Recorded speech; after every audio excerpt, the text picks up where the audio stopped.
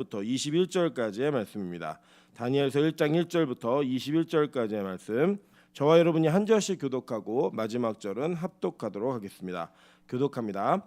유다 왕 여호와김이 다스린 지 3년이 되는 해에 바벨론 왕 느부갓네살이 예루살렘에 이르러 성을 에워쌌더니 주께서 유다 왕 요김과 하나님의 전 그릇 얼마를 그의 손에 넘기심에 그가 그것을 가지고 신할 땅 자기 신들의 신전에 가져다가 그 신들의 보물 창고에 두었더라. 왕이 환관장 아스부나스에게 말하여 이스라엘 자손 중에서 왕족과 귀족 몇 사람 곧 흠이 없고 용모가 아름다우며 모든 지혜를 통찰하며 지식에 통달하며 학문에 익숙하여 왕궁에 설만한 소년을 데려오게 하였고 그들을 갈대아 사람의 학문과 언어를 가르치게 하였고 또 왕이 지정하여 그들에게 왕의 음식과 그가 마시는 포도주에서 날마다 쓸 것을 주어 3년을 기르게 하였으니 그 후에 그들은 왕 앞에 서게 될 것이더라. 그들 가운데는 유다 자손 곧 다니엘과 하나냐와 미사엘과 아사랴가 있었더니 환관장이 그들의 이름을 고쳐 다니엘은 벨드사살이라 하고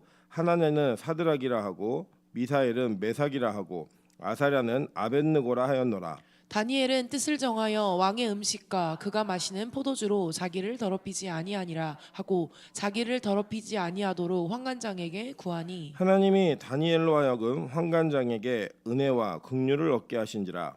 환관장이 다니엘에게 이르되 내가 내 주 왕을 두려워하노라 그가 너희 먹을 것과 너희 마실 것과 지정하였거늘 너희의 얼굴이 초췌하여 같은 또래의 소년들만 못한 것을 그가 보게 할 것이 무엇이냐 그렇게 되면 왕 앞에서 위태롭게 되리라 하니라. 환관장이 다니엘과 하나냐와 미사엘과 아사랴를 감독하게 한 자에게 다니엘이 말하되 청하오니 당신의 종들을 열흘 동안 시험하여 채식을 주어 먹게 하고 물을 주어 마시게 한 후에 당신 앞에서 우리의 얼굴과 왕의 음식을 먹는 소년들의 얼굴을 비교하여 보아서 당신이 보는 대로 종들에게 행하소서 하매 그가 그들의 말을 따라 열흘 동안 시험하더니 열흘 후에 그들의 얼굴이 더욱 아름답고 살이 더욱 윤택하여 왕의 음식을 먹는 다른 소년들보다 더 좋아 보인지라. 그리하여 감독하는 자가 그들에게 지정된 음식과 마실 포도주를 제하고 채식을 주니라. 하나님이 이 네 소년에게 학문을 주시고 모든 서적을 깨닫게 하시고 지혜를 주셨으니 다니엘은 모든 환상과 꿈을 깨달아 알더라. 왕이 말한 대로 그들을 불러들일 찼으므로 환관장이 그들을 앞으로 데려가니 왕이 그들과 말하여 보매 무리 중에서 다니엘과 하나냐와 미사엘과 아사랴와 같은 자가 없으므로 그들을 왕의 앞에 서게 하고 왕이 그들에게 모든 일을 묻는 중에 그 지혜와 총명이 온 나라 박수와 술객보다 10배나 나은 줄을 아니라. 한 목소리를 합독합니다. 다니엘은 고레스 왕 원년까지 있으니라. 아멘. 우리 주변에 있는 분들에게 이렇게 한번 인사드리겠습니다. 대단하십니다. 네, 왜 대단한가 제가 생각해봤는데요. 잠깐 이렇게 오늘 이제 저는 토요일 날 이제 잠을 좀 많이 못 자니까 이제 그 새벽기도가 월요일 날 걸리면 그 벌써 걱정이 그렇게 벌써 돼요. 마음에 짐이 되고 막 짐이 돼서 이제 집에서 좀 못 일어날까봐 어제 이제 찬소랑 저희 아내랑 여기 와서 이제 잠을 잤습니다. 근데 이제 잠을 자다가 진짜로 저희 의자에 앉아가지고 5시 12분에 일어났어요. 그 민정선생님 깨워줘 갖고 일어났는데 그 저희 교회가 전국에서 아마 새벽기도, 평일 예배, 주일 예배 참석 비율이 제일 격차가 적은 교회이지 않을까 이런 마음이 듭니다. 여러분 이제 주일날 다 이렇게 보내시고 또 이 새벽기도를 이렇게 오시는 걸 보고 야, 참 대단하다 이런 생각이 들었습니다. 다시 한번 주변에 있는 분들에게 인사하도록 하겠습니다. 대단하십니다. 네. 저는 이렇게 기도하는 교회를 하나님께서 반드시 사용하실 거라고 믿고 또 이 첫날을 열어가는 아침을 드리는 여러분에게 하나님께서 반드시 도움을 주시고 동행하시는 은혜를 보이실 거라고 믿습니다. 네, 오늘은 다니엘 1장 1절부터 21절까지의 말씀을 가지고 불행 중 다행이라는 제목으로 하나님 말씀 증거하도록 하겠습니다. 이 다니엘이 가지고 있었던 배경은 사실은 우리는 이제 다니엘 자체를 대부분 단편적인 이야기로 주일학교 때 배우는 경우가 상당히 많습니다. 그런데 이 다니엘이 가지고 있었던 시대적 배경을 보면 굉장히 암울한 이야기입니다. 암울한 이야기인데 왜 암울한가 봤더니 우리도 보통 이제 어떤 역사 속에 나라가 출발하고 또 나라가 이렇게 무너지고 또 세워지고 이런 과정들이 있잖아요. 그 과정들을 보면은 항상 나라 말기는 굉장히 어려운 시기입니다. 그러니까 괜히 나라가 건강했는데 갑자기 망하는 나라는 뭐 몇 나라가 안 돼요. 뭐 예를 들면 우리나라 역사 속에서는 발해 같은 나라는 왜 망했는지 이해할 수 없도 아직도 역사학자들이 궁금해하는 내용들입니다. 뭐 화산 폭발 때문에 망했다, 뭐 여러 가지 추측들 하는데 이런 몇 가지 케이스를 제외하고는 대부분은 나라가 국가가 무너지는 시기가 되면 그 시대의 왕이 됐던 정부가 됐던 굉장히 부정하고 부패하고 이렇게 무너지는 일들을 보게 됩니다. 특별히 이 다니엘이 살았던 시기에 왕이 누구였냐면 여러분 이제 보시면 이스라엘은 마지막 4명의 왕은 꼭 이름을 기억하셔야 돼요. 그러니까 왜 기억하시라고 말씀드리냐면 성경을 읽으실 때 이 왕들이 나오면 야 진짜로 이제 망할 징조가 다 보이는 왕들이구나라고 이해하시면 돼요. 여호아스, 여호아김, 여호아긴, 시드기야. 요 4명의 마지막 왕이 이스라엘 남유다의 마지막 4명의 왕입니다. 그래서 이 왕들이 오랫동안 통치했던 게 아니고 막 금방금방 바뀌어요. 금방금방 바뀌는데 이 바뀌는 와중에 여호아하스 때에 느부갓네살이 이 예루살렘을 완전히 정복을 해요. 근데 무너뜨리지 않고 요 중에 이제 그 나라 자체를 존속시킨 이후에 왕족과 귀족 몇 사람을 사로잡아 가는 그 일이 벌어지는 중에 끌려갔던 포로가 다니엘이에요.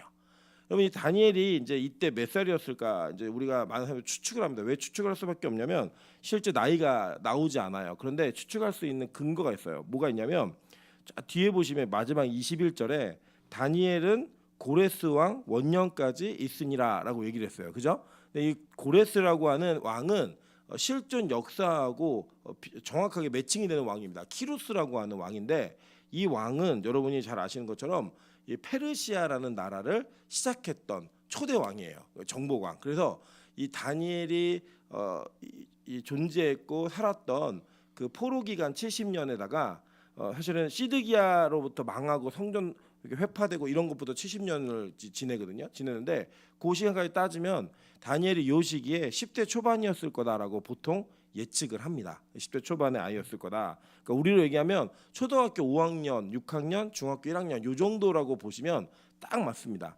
그 정도 되는 나이에 이제 끌려간 거예요.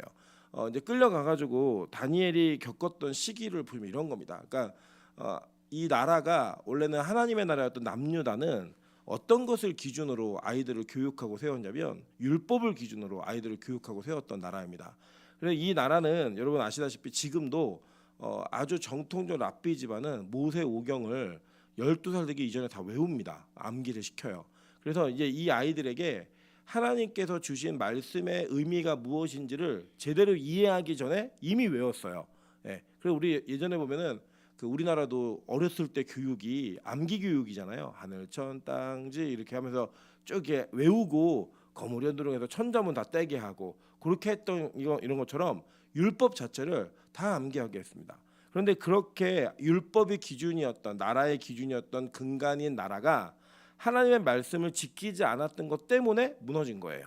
결국에 그래서 여호아스, 여호아김, 여호아긴, 시드기야 이 모든 왕들이 다 하나님을 의지하지 않고 이 세상을 의지하고 아수르를 의지하고 애굽을 의지하고 이렇게 의지하는 과정 속에서 망하는 일들이 벌어지는 게 그 나라 시대의 그 분위기였습니다. 역사적 분위기.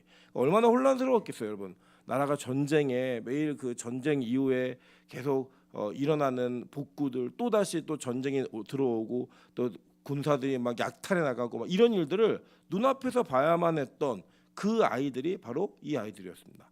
이 아이들이 잡혀가 가지고 그 땅에서 하나님께서 원하시는 교육의 방법이 아니라 세상의 교육의 방법을 강요받고 감금당하는 일들이 벌어집니다. 느부갓네살 왕이 다니엘과 세 친구에게 요구했던 교육의 내용은 이거였어요. 잘 보세요. 4절에 보시면 갈대아 사람의 학문과 언어를 가르치게 하였고 이거예요. 그죠? 율법을 배웠던 아이들이 갑자기 배우기 시작한 게 뭐냐? 갈대아 사람 즉 바벨론의 언어와 학문을 배우기 시작했다라고 하는 겁니다. 두 번째는 뭘 강요했느냐? 그러니까 5절에 왕의 음식과 그가 마시는 포도주에서 날마다 쓸 것을 주어 이렇게 얘기했어요. 그러니까 왕의 음식을 먹게 했어요.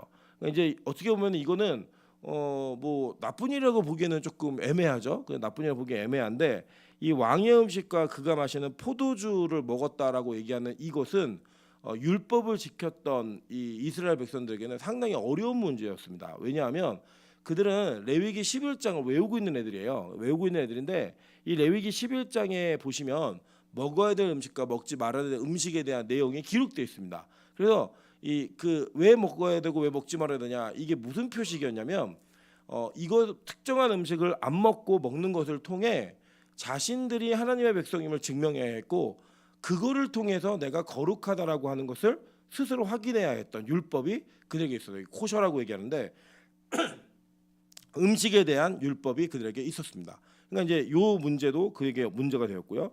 또 하나가 뭐냐, 3년 동안 기르겠어요. 그러니까 왕궁 생활을 하게 한 거예요.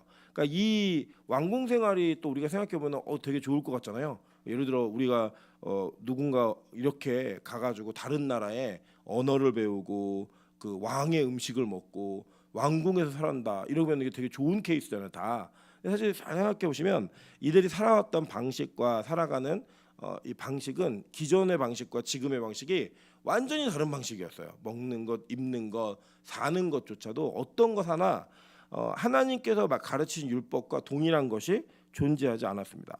그 중에 또 이제 또 하나의 문제는, 가장 치욕적인 문제가 저는 이거였다고 생각해요. 제 생각에는 7절이에요. 7절 보시면 환관장이 그들의 이름을 고쳤다라고 얘기합니다. 이름을 고쳤다.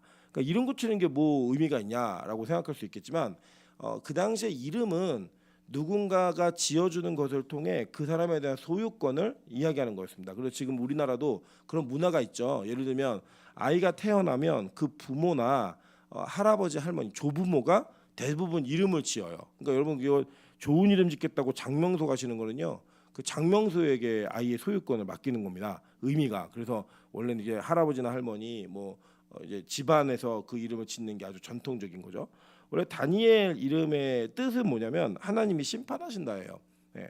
엘이라는 단어가 붙으면 그냥 하나님이라는 단어라고 이해하시면 돼요. 그러니까 그 이름 속에, 다니엘이라고 하는 이름 속에 하나님의 심판이 들어가 있어서 그 이름과 이 역사 배경이 딱 맞아 들어가죠, 그죠? 딱 맞아 들어가는데 이 다니엘이라는 이름이 어떻게 고쳐지냐면 벨드사살이라고 고쳐집니다. 근데 벨드사살이라는 이름의 뜻이 뭐냐면요, 벨이여 그의 생명을 지키소서라는 뜻이에요. 벨이 누구냐면 이 바벨론이 섬기는 신의 이름입니다. 사드락과 메삭과 아벳느고 보통 우리가 기억하는데 원래는 희한해요. 우리나라는 다니엘은 히브리식으로만 기억하고 세 친구는 그 바벨론식으로 이름을 보통 기억하시더라고요. 근데 이 이름이 바뀌었다고 하는 것에 있어서 그들은 그냥 치욕적인 이름에 대한 모욕감을 느꼈을 거예요. 왜냐하면 이 그 사드락이라고 하는 이름의 뜻이 뭐냐면 야쿠의 명령이라는 뜻이 있습니다. 이게 무슨 뜻이냐면 그 야쿠라는 것도 이 바벨론의 신이에요. 신.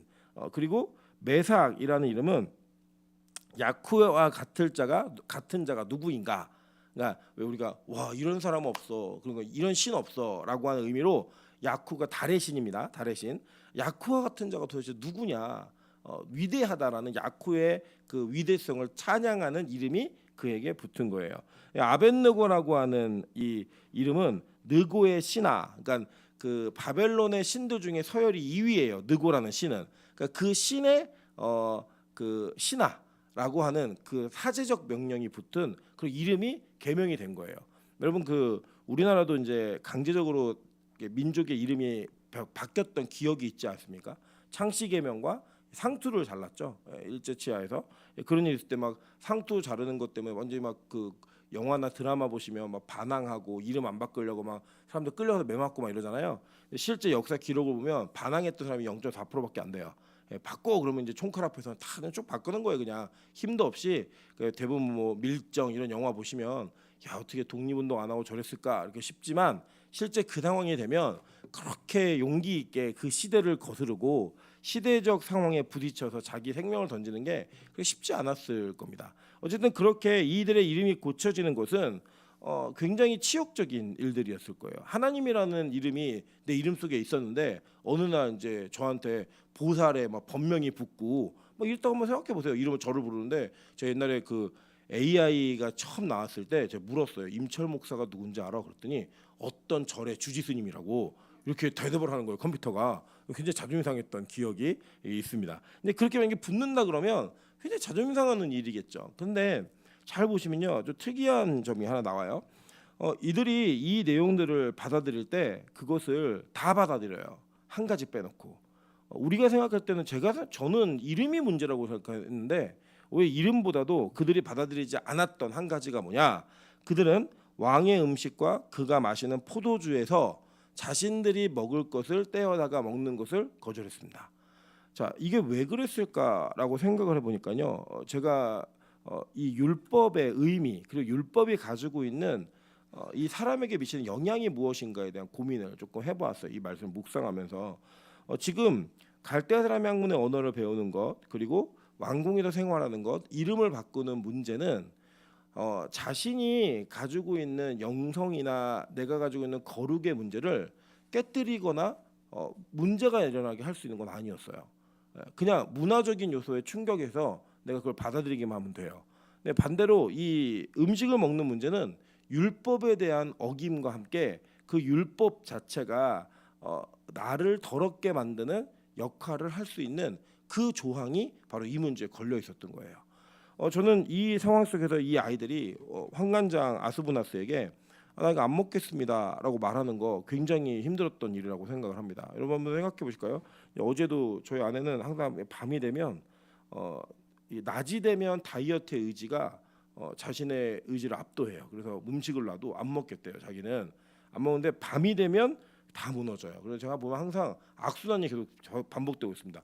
그 음식을 낮에 먹었으면 괜찮은데 밤에 먹음으로 말미암아 다이어트의 모든 문제가 악화되는 이런 일들을 보게 됩니다. 그래서 어제도 이제 자기 안 먹는데요. 그때 뭐 시켰더니 다 같이 먹더라고. 끝까지 제일 열심히 먹더라고요. 그러니까 이 아이들이 초등학교 5학년, 6학년, 중학교 1학년 정도 되는 아이들이라고 생각을 하면 왕의 음식이라고 여러분 한번 생각해 보시면 이게 지금하고는 다른 문제예요. 그러니까 지금은 여기 뭐 우리 중에 나 돈이 없어도 고기를 못 먹겠어 이런 분이 안 계시죠. 근데 체질이나 뭐 내가 선호도에 의해서 안 먹을 수 있지만 돈이 없어서 못 먹진 않아요. 근데 고대로 올라가면요 고기를 먹는다라고 하는 건 되게 힘든 일입니다. 근데 한번 생각해 보시면 이 바벨론은 전 세계를 정복한 나라거든요. 이 정복한 나라가 전국에서 각지에서 올라오는 가장 좋은 것들을 이 아이들에게 제공하면서 그 아이들에게 먹으라고 얘기하는 거는요 어려운 일이 아니에요. 이 왕의 입장에서는. 그런데 이 음식을 봤을 때 난생 처음 보는 음식을 참아낸다? 이건 이 아이들에게 굉장히 어려운 일이라는 겁니다. 근데 이 아이들이 이거를 결단을 합니다. 이유는 뭐냐? 율법, 코쇼 율법에 어긋나기 때문에 이걸 내가 먹으면 이 율법에 의해 내가 거룩한 자로부터의 타락이 이루어진다라는 거예요. 그래서 그들 이걸 거절하는 거예요. 그런데 이걸 거절함으로 말미암아 이들 가운데 어떤 일이 벌어졌는지 우리는 이제 다 아는 얘기니까. 저는 근데 이 상황에서 왜 이들이 이것을 거절할 수 있었을까에 대한 문제를 조금 짚고 넘어가고 싶습니다. 사실 이때 당시에 여호아스 뭐 이 왕이었으니까 완전히 율법이 무너진 나라입니다. 그러니까 지금으로 얘기하면 공교육이 완전히 박살난 시기예요. 이 시기가 그러니까 공교육 자체가 신뢰받지 못하고 공교육을 통한 소망이 없었던 그 시대 속에서 이 아이들이 왕족과 귀족이었거든요. 이 아이들 대부분이. 그러니까 이 아이들은 진짜 나라에서 얘네들을 제대로 교육하고 제대로 키울 수 있는 그런 여건이었는데 그 나라가 공교육이 무너져 있어요. 그러니까 이 아이들에게 실제로 교육한 사람이 누구겠냐는 거예요. 여러분 우리나라들을 보면 되게 재밌지 않습니까? 오늘 제가 이게 저는 정치 이런 문제들을 계속 뉴스를 계속 접하는 사람이기 때문에 보다 보면요 정권이 바뀌고 나면요 이전 정권에서 했던 일들을 다 부정하기 위해서 앞에 있는 리더만 바뀌었는데 전체 나라가 4년, 5년 동안 해왔던 모든 일들의 기조가 다 바뀌어요. 그래서 여러분 재밌는 게 뭐냐면 공무원은 철밥통이잖아요. 그러니까 정권이 바뀌어도 그 사람은 계속 그 일을 하는 거예요. 그 일을 하는데 이 리더가 바뀌었다는 거 하나 때문에 이전에 자신이 했던 일을 부정해 버려요. 그때는 틀렸고 지금은 맞대요. 때로는 그땐 맞았고 지금은 틀리다는 거예요. 그러니까 이게 무너져 버리면 그 나라의 분위기가 어떤지는 한 사람의 역할이 이만큼 중요하다는 거 우리가 알 수 있죠. 근데 왕이 타락을 했어요. 왕이 타락해서 완전히 무너진 시대에 그 무너진 상황 속에서 이 아이들이 이 결단을 할 수 있었던 이유가 무엇일까? 그거는요. 이 아이들을 가정에서 키웠던 부모 외에는 답을 찾을 수가 없는 거예요. 얘네가 학교 다녔던 것도 아니고 항상 이 부모로부터 교육받은 내용 외에는 없었거든요. 여러분 저는 이 말씀을 7월 달에 꺼낸 이유가 있습니다. 사실 여러분들이 7월이 되면요 모든 교회가 여름 행사라고 얘기하면서 주일학교 아이들을 교육하고 주일학교 아이들을 세워가는 일들이 있어요. 근데 이제 우리나라 그 교회 교육이 무너졌어요. 제가 보면 진짜 무너졌습니다. 뭐 나라의 교육이 무너졌다? 나라의 교육은 사실 솔직히 말씀드리면 입시 교육이에요. 입시 교육. 그러니까 학교를 어떻게 가느냐에 대한 문제를 교육하는 것이지 실제로 여러분 뭐 의사, 검사 뭐 이 사람들이 요새 재밌는 얘기 있더라고요. 의사하고 검사하고 지금 싸우고 있잖아요. 예. 뭘로 싸우냐면 의료 개혁이 뭐냐면 이과에서 공부 제일 잘하는 애들하고 문과에서 공부 제일 잘하는 애들이 싸우는 거예요 지금. 그러니까 제일 잘하니까 자기들이 제일 똑똑하다고 생각하는 두 집단이 남의 말을 듣지 않는 애들이에요. 예. 걔네들이 커갖고 어른이 돼서 싸우는 거를 봅니다. 근데 여러분 보시면 놀랍지 않으세요? 그렇게 공부 잘하는 애들이 기본적 인성의 문제가 있다고 생각하지 않으십니까? 환자의 생명을 두고 서로 줄다리기 하는데 누구도 양보를 안 해요. 일체 양보를 하지 않아요. 그리고 이게 인성교육 아니에요. 무슨 교육이냐면 입시교육이에요. 우리나라 시스템은 이런 와중에 이 교육에 대한 것들이 무너져 있는 상황입니다. 교회 교육은 여러분 어떻다고 생각하세요? 지금 이 교회가 빨간색이냐 파란색이냐를 기준으로 갈라져가지고 싸우고 있고 목사가 정치를 개입을 하고 정당을 만들고 뭐 이러면서 아이들이 보고 배우는 게 무엇일까라는 고민도 좀 해보시면 좋을 것 같아요. 뭐가 옳다 그러다 어느 정당이 좋다 나쁘다 이런 얘기 드리는 게 아니라 그 자체가 문제라는 거예요. 자체가 교회 교육이 완전히 다 무너져 있죠. 교회 교육 자체가 박살나 있는 이 상황 속에서 7월 달에 뭐 여러 교회가 어린이 사역을 중심으로 여름 사역을 진행합니다. 저는 이 다니엘 시대의 불행이 지금 우리나라의 불행과 결코 다르지 않다라고 생각을 하고 있습니다. 주일학교 아이들이 줄어들고 있는 시대 그리고 없어진 시대에 빛과 소금 교회에 이 아이들 7명, 8명, 9명, 10명이 전 대단하다고 생각하진 않아요. 전체 한국 교회 뭐 무슨 숫자가 될까 이 아이들이. 그래서 저는 이 불행 중에 다행이라고 얘기하는 설교 제목에 답이 있다라고 생각합니다. 불행인데 이 아이들이 만약에 우리 안에 다행이 될 수 있다면 단지 그냥 빛과 소금 교회의 다음이 아니라 하나님이 이 나라의 복음을 지켜가시는 다음의 징검다리로서의 아이들이 역할을 할 수 있다고 보는 거예요. 여러분 몇 명이냐면 하나님이 4명의 이야기로 그 나라에 소망을 심으셨어요. 4명으로 소망을 심으셨어요. 어떤 소망이냐면 망했는데 이 아이들이 왜 우리가 망했을까? 이 나라가 율법을 지키지 않아서 망했구나. 그래서 우리라도 이제부터 율법 지키자예요. 사드락과 메삭과 아벳느고의 이야기 아시죠? 그때 느부갓네살이 금신상을 만들어 놓고 야 너희들 여기 앞에 절해라고 얘기했을 때 이 아이들 셋이 뭐라고 말하냐면 이제 그때는 아이들이 아니죠. 이제 성인이 되었을 텐데 우리가 절대로 절하지 않을 거예요. 그리고 우리가 플랫폼에 들어가면 하나님 우리 건지실 거고 그리 아니하실지라도 우리는 율법을 지킬 겁니다라고 얘기했어요. 이유가 뭐냐면 왕이 우리 이거 율법 안 지켰다가 망해가지고 여기까지 온 인간들이에요. 우리가 더 이상 여기서 우리가 양보하면 이제는 더 이상 우리에게 소망이 없습니다라고 얘기하는 겁니다.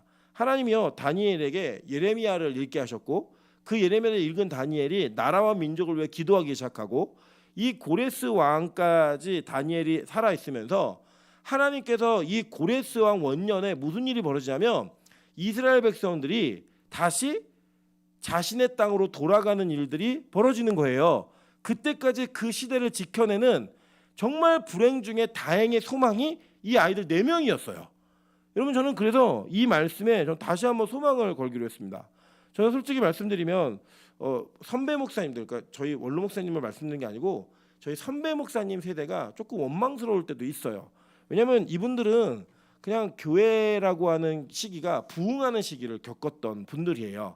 그러니까 교회 간판만 걸어도 사람이 모이고 교회 뭐 조금만 열심히 해도 막 교회에서 다들 막 재미있고 막 이랬던 시대예요. 그 시대를 기존에 여기 있는 앉아 계신 우리 장로님 권사님들이 지내오신 거예요. 그냥 그래서 막 진짜 여의도 광장에 100만 명이 모여서 예배를 드렸다. 저는 상상이 되질 않거든요. 우리나라에 예수 믿는 사람 모여 그랬더니 젊은이 뭐 다 포함해서 100만 명이 막 거기 가가지고 기도회를 하고 가신 분들 계시죠? 안 계신가요? 예, 갔다 오신 분들 계시죠? 아마 저희 어머니도 거기 가셨으니까 만나셨을 거예요. 그 자리에 기독교인 100만 명이 함께 모여 예배했던 이 나라예요. 이 나라가. 여러분 이게 너무 신기한 일 아닙니까? 그랬던 나라가 이제는 정말 이 나라에 진짜 그렇게 기도할 사람이 있을까라고 물어봤을 때 정말 누가 기도하지? 라고 고민을 해야 되는 이런 문제가 있는 거예요. 저는 이 말씀이 뭐 아이들이 중요하다. 물론 그 말도 맞지만 저는 그 아이들보다도 뭐에 집중하고 싶냐면 하나님 우리 교회가 이런 아이들을 길러낼 수 있는 믿음의 가정이 될 수 있게 도와주십시오. 사실 우리 교회 되게 작은 교회예요. 여러분 뭐 사이즈로 보면은 진짜 작은 교회인데 이 가정 속에 우리 할머니들이 그 아이들을 앉혀놓고 성경을 가르칠 수 있는 우리 찬양을 첫 찬양을 이제 나의 사랑하는 자 비로 헤어졌으나 이 찬양했는데 말씀이 귀하다는 것도 맞지만 그 찬양에서 어머님이 읽으면 눈물 많이 흘린 것 지금까지 내가 기억합니다라는 찬양 가사가 있어요.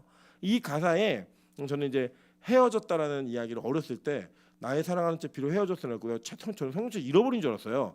성경책고 헤어졌다 이렇게 어렸을 때 그걸 불러면서 이해했는데 아니 커서 보니까 그 헤어짐이 이게 너무 많이 봐가지고 성경책 자체가 책에 헤어진 거예요.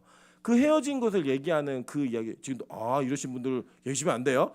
그 헤어짐이 그 가정 속에서 이루어진 거죠. 조부모가 아이를 앉혀놓고 성경을 읽어주고 그 아이에게 성경 말씀을 이해하게 하고 그랬던 교육으로 교회 교육이 무너지고 공교육이 무너져 있을 때 그 안에서 정말로 약자를 그리고 하나님을 생각하며 이 땅에서 믿음과 정의를 지키며 살아갈 수 없은 이 시대 속에 그 불행이라고 하는 시대죠. 사실 이 시대가 제가 볼 때는 소망과 다행을 길러낼 수 있는 가정이 그리고 교회가 되기를 여러분 기도해야 된다고 생각합니다. 7월에 여름 행사가 참 많이 있거든요. 많이 있는데 적어도 이제 우리 교회를 출발로 하나님 이 땅에 많은 교회들이 여름 행사를 할 때 주일학교의 반전의 부흥이 좀 있게 도와달라고 관계 있는 교회들을 너무 기도하시면 좋겠어요. 먼저는 제가 이제 너무 감사한 거는 이번에 우리 민하연 전사님이 필리핀 선교를 다녀오셨잖아요. 다녀오시고 난 다음에 비칼 철치에서 필리핀 청년들이 자극을 받은 거예요. 야, 외국인들이 우리나라에 와가지고 우리 아이들을 가르치고 가는데 우리가 가만히 있어도 되겠냐라고 해가지고 그때 한국 선교팀이 놓고 간 물품과 보여주었던 그 교육 프로그램을 열심히 연습해가지고 똑같이 지금 자체적으로 여름 성경학교를 하고 있어요. 그래서 그 아이들의 사진을 이인구 선교사님이 너무 기뻐가지고 저한테 보내신 거예요. 근데 그 아이들의 표정과 이 아이들이 기대하고 있는 그 막 이런 표정들 막 재미있게 노는 이런 이야기 얼굴의 모습들이 너무 예쁜 거예요. 이게 한국 교회도 다시 이런 시대가 있었는데 다시 이런 시대의 영광을 좀 봤으면 좋겠다라는 생각이 드는 거예요. 여러분 저는 우리 빛가서 공교회가 이런 아이들을 키워낼 수 있는 믿음의 부모들 그리고 믿음의 할머니 할아버지가 있는 교회였으면 좋겠습니다. 그래서 좀 아이들에게 성경도 읽어주시고 이랬으면 좋겠어요. 제가 요새 참 뿌듯합니다. 뿌듯한 게 뭐냐면 저희 첫째가 그렇게 성경을 읽어요. 그러니까 이 성경 읽는 게 아니라 파워 바이블이라고 하는 만화책을 그렇게 열심히 봐요. 열심히 봐가지고 이제 뭐가 있냐면 얘는 이제 물론 순수한 동기만은 아닌 것 같아요. 보니까 우리 김민정 강사님이 아이들하고 교육을 할 때 설교 시간에 질문한 걸 맞추면 달란트를 주세요. 달란트를 100달란트를 모으면 엄마가 부모님이 허락하신 한에서 선물을 사주는 이런 이벤트가 있어요. 안에 얘가 이제 이게 너무 욕심이 나는 거예요. 집에 맨날 와서 하는 게 뭐냐면 이게 몇 달란트 세요. 막 모아가지고 이게 몇 달란트 세는데 그거를 잘 맞추려면은 이제 알아야 되니까 그걸 맨날 읽는 거예요. 읽고 이제 막 얘기하면은 그런데요. 저는 처음 들은 얘기인데 찬수가 설교가 끝나고 제일 아쉬워한대요. 오늘 여기까지 하자. 막 이러고 아쉬워하는 그 표정이 항상 있고 말씀을 읽으면서 다 다음에 어떻게 되는지 알아요. 이게 왜냐면 달란트가 목적이니까. 이게 막 봐요. 보는데 무슨 동기든 간에 이 아이에게 말씀이 들어가고 있다라는 게 저는 너무 감사하고 고맙더라고요. 하나님께 감사하고 또 우리 교사들에게 고맙고. 그래서 빛과 소금 교회를 위해서는 교사들을 위해서 좀 기도해 주셨으면 좋겠어요. 기도해 주시고 또 우리 요새는 이제 가빈이가 적응을 잘 못했다가 다시 와갖고 적응을 좀 해가는 것 같아요. 그리고 또 우리 민원 교사님이 주일학 어린이집 출신이잖아요. 그래서 아이들을 이렇게 탁 잡는 일을 굉장히 잘해요. 놨다 풀었다 고 굉장히 잘해요. 그래서 이 모습 속에서 우리 빛과 소금 교회가 말씀을 잘 양육할 수 있는 좀 그런 교회였으면 좋겠다. 라는 어떤 기대감이 있어요. 기대감이 있고 우리 이주양 목사님 또 이제 여름 그 고등부 중고등부 지금 담당하고 계시거든요. 제가 그저께인가 통화했는데 교회 뭐 리더십도 바뀌는 일이 있어 바쁘고 한데 여름 사역에 대한 준비가 굉장히 부담돼서 기도의 부탁을 하더라고요. 그래서 좀 같이 기도해 주시고 또 우리 뭐 하늘문 또 부평제일교회 뭐 부엘 뭐 푸른교회 이런 모든 교회들이 정말 이 시대가 불행한 말씀으로 불행한 시대라고 얘기할 수밖에 없는 교회가 참 불행한 시기다라고 말할 수밖에 없는 이 시기 속에서 다행이라는 소망을 가질 수 있는 왜 우리 보통 그러잖아요. 집이 망했는데 아들 하나가 공부 잘 해가지고 맨날 1등하고 있으면 소망이 있어요 없어요? 소망 있잖아요. 네. 지금 사실 교회는 제가 볼 때는 망했어요. 망하고 한국 교회가 수치를 당하고 있는 시기예요. 그 시기에 우리 아이들을 보면 야 그래도 다행이다, 다행이다라고 말할 수 있는 저 은혜가 있었으면 좋겠다라는 생각이 들어요. 그리고 그것을 위해서는 기도해 주셨으면 좋겠습니다. 그래서 오늘 기도할 때는 저희가 특별히 우리 주일학교 아이들의 이름을 하나하나 불러가면서 기도하는 은혜가 있었으면 좋겠습니다. 하나님 특별히 또 우리 권사님들 우리 교회에는 안 오고 있지만 또 태어난 아이들이 있으시잖아요. 아이들을 위해서 기도해 주셨으면 좋겠어요. 우리 뭐 이담이라든지 우리 아직 못 오고 있는 가린이라든지 이런 아이들을 놓고 기도하면서 하나님 우리 교회에 맡겨주신 또 우리 교회에 태어나게 되는 또 특별히 또 감사한 소식 우리 희원 집사가 또 자신의 장기를 발휘해서 둘째를 가졌어요. 둘째를 가져서 아이가 또 내년에도 태어날 예정이고 또 기도들을 많이 하고 있어요. 또 우리 결혼이 또 이 올해에 좀 맥커플이 좀 이루어져서 내년에 좀 아이들을 낳았으면 좋겠다라는 소망이 좀 있어요. 그러면 제가 볼 때 내년에는 이제 우리 주일학교가 이제 10명을 넘어서는 은혜가 있을 것 같아요. 그 아이들을 위해서 좀 기도해 주셨으면 좋겠어요. 하나님 다른 거보다 영어 잘하고 뭐 공부 잘하고 이런 거는 여러분 그냥 유전자 타고나요. 그런 거는 엄마가 공부 안 했으면 애가 공부 안 하는 건 별로 그게 이상한 일 아니고요. 아빠가 별로 성적이 좋지 않았으면 아이가 성적이 좋지 않은 건 너무 당연한 일이에요. 그냥 그런 거는 그냥 타고나는 거예요. 그냥 제가 말씀드리잖아요. 그런 애들은 아무리 공부하지 마 해도 공부하라 애들은 공부합니다. 네, 신앙 교육은 좀 다른 것 같아요. 우리가 어떻게 무엇을 가치를 두고 아이들에게 이야기를 하는가. 뭐 우리 아이 걸어요, 말해요. 물론 자랑하고 좋죠. 근데 우리 아이가 드디어 사소신경을 암송했습니다. 드디어 주기도문 합니다. 이런 게 우리 교회 안에서 기쁨이 되고 이 아이들을 위해 기도할 수 있는 그 불행 중에 다행의 소망을 키워낼 수 있는 우리 빛과 소금교회가 되길 소망합니다. 특히 7월에 우리 주일학교 사역을 위해서 기도해 주시고 한국 교회에 이 코로나 때 잊어버린 모든 교회들의 주일학생들이 역전이 되는 반복이 좀 일어날 수 있게 해달라고 우리 교회와 한국의 주일학교를 위해서 기도할 수 있는 은혜가 이 7월에 있기를 소망합니다. 우리 찬양으로 기도하며 나아가도록 하겠습니다.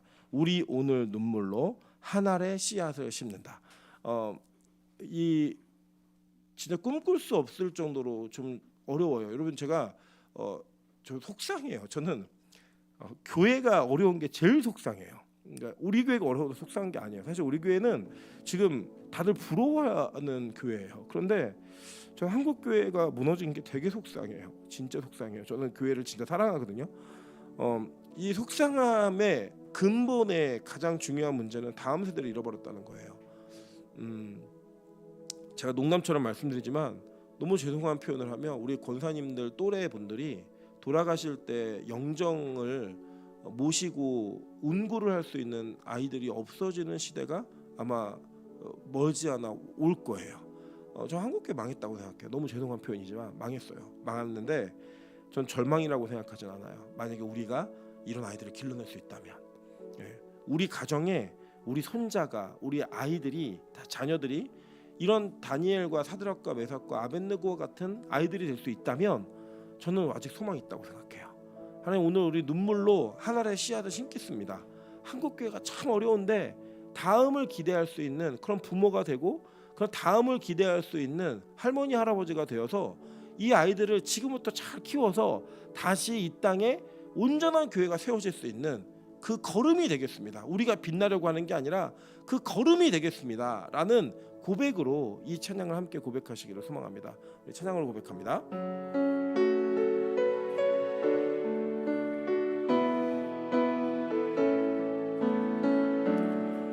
우리 오늘 눈물로 하늘에 씨앗을 심는다. 꿈꿀 수 없어 무너진 가슴에 저들의 푸른 꿈 다시 돋아나도록 우리 함께 땀 흘려 소망의 길을 만든다. 내일로 가는 길을 찾지 못했던 저들 노래하며 달려갈 그 길, 그날에 우리 보리라. 새벽 이슬 같은 저들 일어나 뜨거운 가슴 사랑의 손으로 이 땅 치유하며 행진할 때 오래 황폐하였던 이 땅 어디서나 순결한 꽃들 피어나고 푸른 의의 나무가 가득한 세상 우리 함께 보리라. 그날에 우리 보리라. 새벽 이슬 같은 저들 일어나 뜨거운 가슴 사랑의 손으로 이 땅 치유하며 행진할 때 오래 황폐하였던 이 땅 어디서나 순결한 꽃들 피어나고 푸른 의의 나무가 가득한 세상 우리 함께 보리라. 여러분 이 시간 같이 한번 기도할 때